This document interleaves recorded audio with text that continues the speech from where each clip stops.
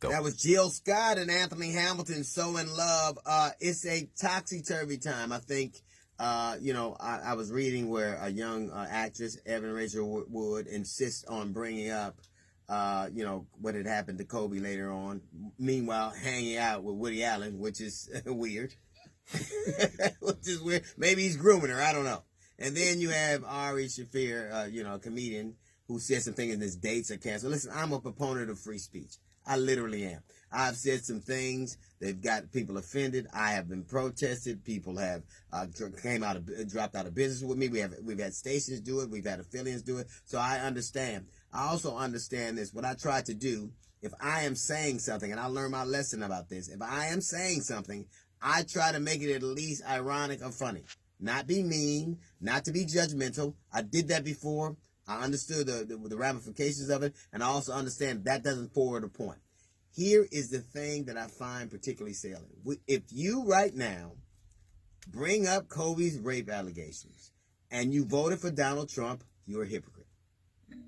If you right now point to that as the thing you're remembering by right now, and you vote or support Trump, you're a hypocrite. Right now, we live in a nation where that is going on. The Me Too moment is going on. We have a serial rapist in office and a burgeoning movement, and they seem to be at odds. It is the bipolar relationship that we seem to be having as a country.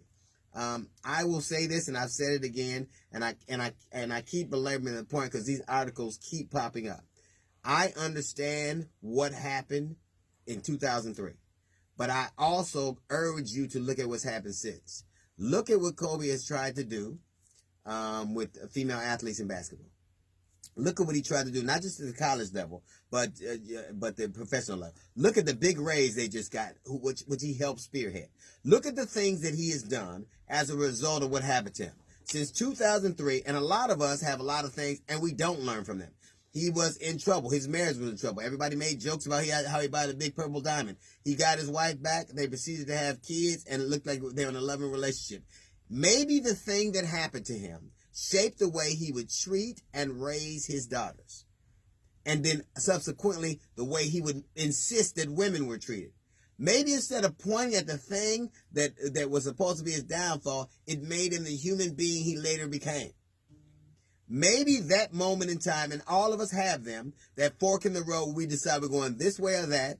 How come we just can't say that moment right there was a seminal, pivotal moment in him, and he became a better human being because of it? Like that, we have a sportscaster who was talking about her first meeting Kobe Bryant and how she started crying after he started talking about his daughters, and now she got very emotional. You don't see Jerry West being emotional. You see Shaquille being emotional. This isn't because this dude was what he was in 2003. 2003, he couldn't have sponsors. 2003, he didn't have teammates. They were he was shunned.